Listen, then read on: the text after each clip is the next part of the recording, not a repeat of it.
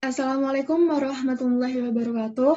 Yang terhormat Bapak Rozak Muhammad Yasin selaku dosen pengampu mata kuliah Manajemen Keuangan. Di sini saya sebagai moderator dari kelompok 5 dan kelompok 5 akan mempresentasikan dengan tema investasi dalam persediaan barang. Anggota kelompok dari kelompok 5 ada 7 anggota. Yang pertama, Diah Ayu Kusmawati. Yang kedua, Azari Rizky Karomah. Yang ketiga, Mary Karisma. Yang keempat, Aprilia Yuni Mayasari. Yang kelima, Zaratul Aliyah. Yang keenam, Awigita Asmaradya Kumaladinda. Dan yang terakhir, Muhammad Falik Insanul Khair. Baik, yang pertama, pengertian jenis-jenis dan perputaran persediaan atau inventory turnover. Inventory turnover adalah parameter pengukuran persediaan barang yang terjual dalam suatu periode. Periode persediaan rata-rata biasanya dihitung dalam setahun. Perputaran barang yang cepat mengindikasikan perusahaan terjadinya penjualan yang tinggi di perusahaan. Nah, jenis-jenis dari inventory turnover sendiri ada 3. Yang pertama, bahan baku. Kedua, bahan dalam proses. Dan yang ketiga, barang jadi yang pada akhirnya akan dijual. 2. Persediaan barang mentah dan persediaan barang jadi. Besar kecilnya persediaan bahan mentah yang dimiliki oleh perusahaan ditentukan oleh berbagai faktor, antara lain yaitu 1. Volume yang dibutuhkan untuk melindungi jalannya perusahaan terhadap gangguan kehabisan persediaan yang akan menghambat atau mengganggu jalannya proses produksi. Yang kedua, volume produksi yang direncanakan, di mana volume produksi yang direncanakan itu sendiri sangat tergantung kepada volume sales yang direncanakan. Yang ketiga, besarnya pembelian bahan mentah setiap kali pembelian untuk mendapatkan biaya pembelian yang minimal. Keempat, estimasi tentang fluktuasi harga bahan mentah yang bersangkutan di waktu-waktu yang akan datang. Kelima, peraturan-peraturan pemerintah yang menyangkut persediaan material. Keenam, harga pembelian bahan mentah. Yang ketujuh, biaya penyimpanan dan risiko penyimpanan di gudang. Dan yang terakhir yaitu tingkat kecepatan material menjadi rusak atau turun kualitasnya. Adapun faktor-faktor yang mempengaruhi besar kecilnya staffi stok suatu perusahaan adalah sebagai berikut. Yang pertama, resiko kehabisan persediaan. Besar kecilnya resiko kehabisan persediaan itu tergantung kepada 1. Kehabisan para leveransir menyerahkan barangnya kepada kita.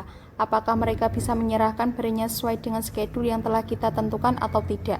Apabila mereka menyerahkan barangnya sesuai dengan schedule yang telah ditentukan sebelumnya, berarti resiko kehabisan persediaan adalah kecil.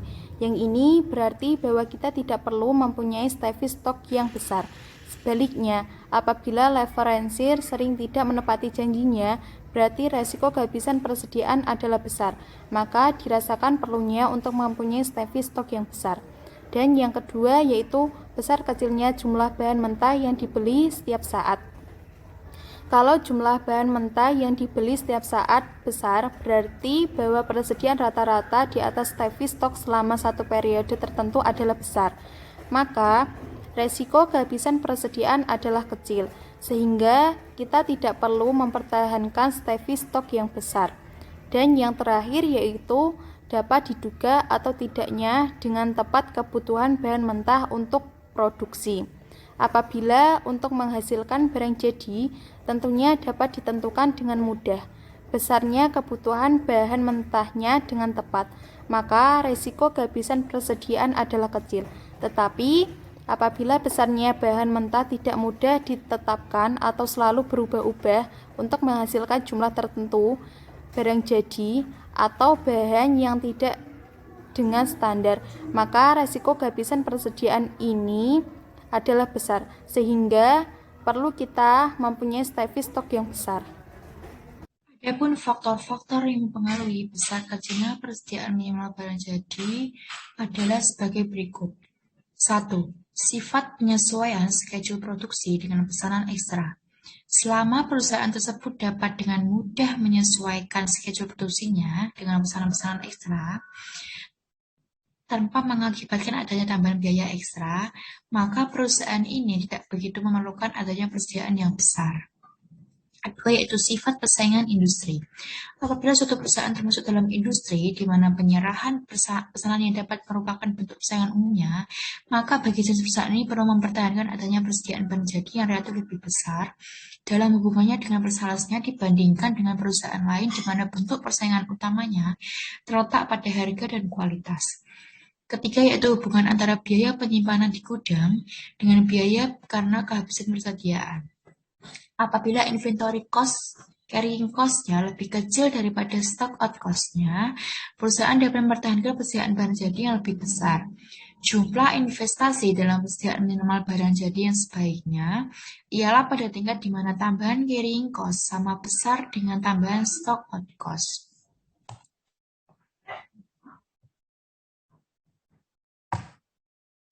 Tiga. Hubungan schedule aliran kas dengan schedule penerimaan barang mentah dan pengiriman barang jadi. Apabila pembelian barang mentah dilakukan dengan tunai, maka saat masuknya bahan mentah secara fisik ke dalam perusahaan adalah bersamaan dengan aliran kas masuk. Demikian pula apabila penjualan barang jadi dilakukan dengan tunai, maka saat keluar barang jadi dari gudang adalah bersamaan dengan saat aliran kas masuk.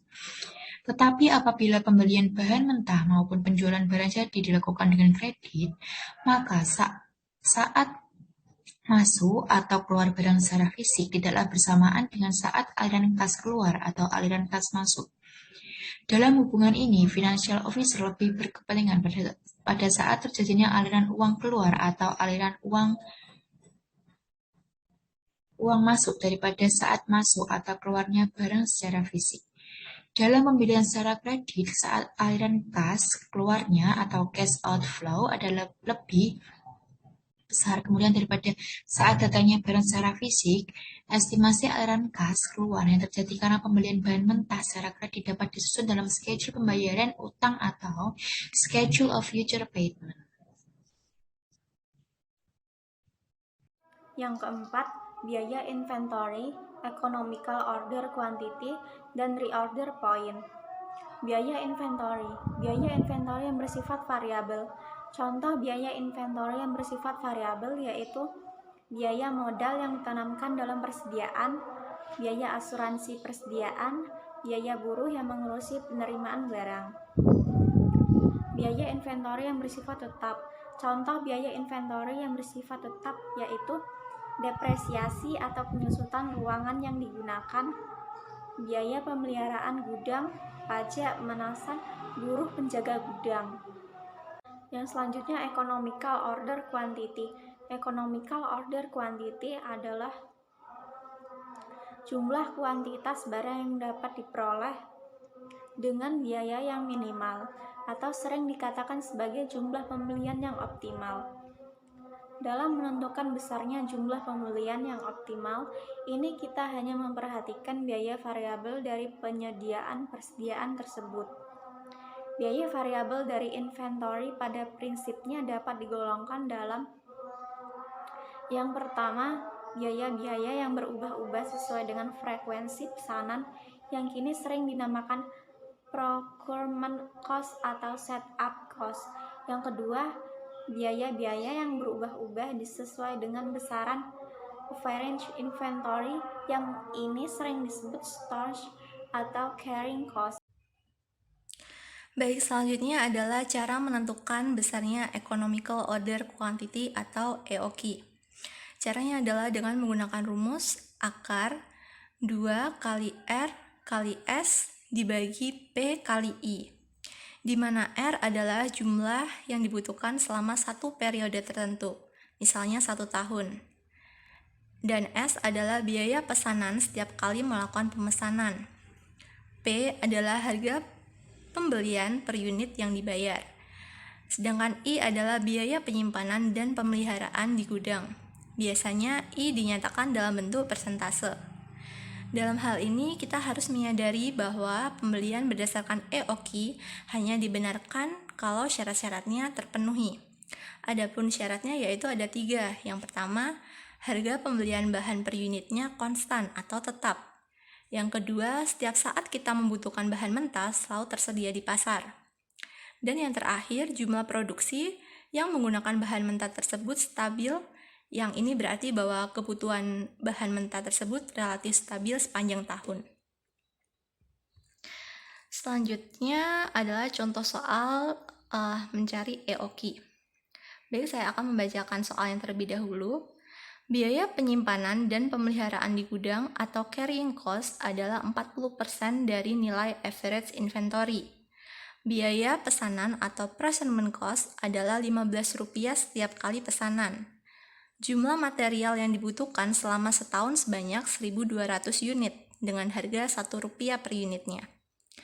Baik, cara mencari EOQ-nya sama dengan akar 2 kali R, R-nya adalah 1.200, kali S, S-nya adalah Rp15, dibagi P, P-nya adalah Rp1 per unitnya, dan I adalah 40% atau sama dengan 0,40. Baik, kemudian dihitung sama dengan akar 36.000 dibagi 40 per 100, sama dengan akar 90.000, yaitu 300 unit hasilnya. Dengan begini berarti cara pemesanan yang paling ekonomis adalah dengan melakukan pemesanan 300 unit setiap kali pesan. Jadi pemesanan ini akan dilakukan sebanyak 4 kali mengingat setahun dibutuhkan 1.200 unit. Jadi sekali melakukan pemesanan yang paling ekonomis adalah dengan melakukan pemesanan sebanyak 300 unit.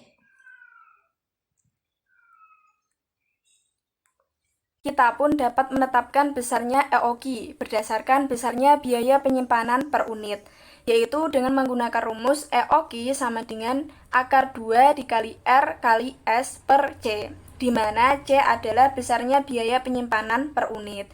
Nah, contohnya, jumlah material yang dibutuhkan selama setahun yaitu 1.600 unit. Nah, biaya pesanan sebesar 100 setiap kali pesanan. Biaya penyimpanan per unitnya 0,50. Nah, berapa besarnya EOQ? Yaitu EOQ sama dengan akar 2 dikali 1.600 dikali 100 per 0,50 sama dengan akar 640.000, yaitu sama dengan 800 unit. Reorder point. Reorder point ialah saat atau titik di mana harus diadakan pesanan lagi sedemikian rupa sehingga kedatangan atau penerimaan material yang dipesan itu tepat pada waktu, di mana persediaan di atas safety stock sama dengan 0. Nah, dengan demikian diharapkan datangnya material itu yang dipesan itu tidak akan melewati waktu sehingga akan melanggar safety stock. Apabila pesanan dilakukan sesudah melewati reorder point, maka yang material yang dipesan itu akan diterima oleh perusahaan setelah perusahaan itu terpaksa mengambil material dari safety stock. Nah, dalam penetapan reorder point haruslah kita memperhatikan faktor sebagai berikut. Yang pertama yaitu penggunaan material selama tenggat waktu mendapatkan barang atau procurement lead time. Nah, procurement lead time itu adalah waktu di mana meliputi saat dimulainya pelaksanaan usaha-usaha yang diperlukan untuk memesan barang, sampai barang atau material tersebut diterima dan ditempatkan dalam gudang perusahaan. Yang kedua yaitu besarnya safety stock.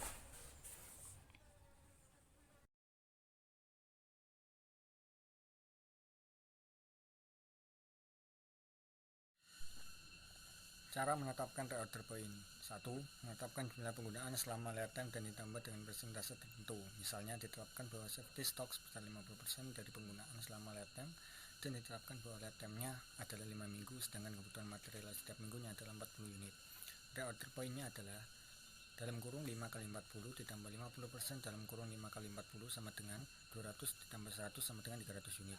Dengan menetapkan penggunaan yang kedua, dengan menetapkan penggunaan selama lead time dan ditambah dengan penggunaan selama periode tertentu sebagai safety stock, misalkan kebutuhan selama 4 minggu. Reorder point-nya adalah dalam kurung 5x40 ditambah 4x40 sama dengan 200 ditambah 160 sama dengan 360 unit. Berikut adalah grafik hubungan antara reorder point, safety stock, dan economical order quantity.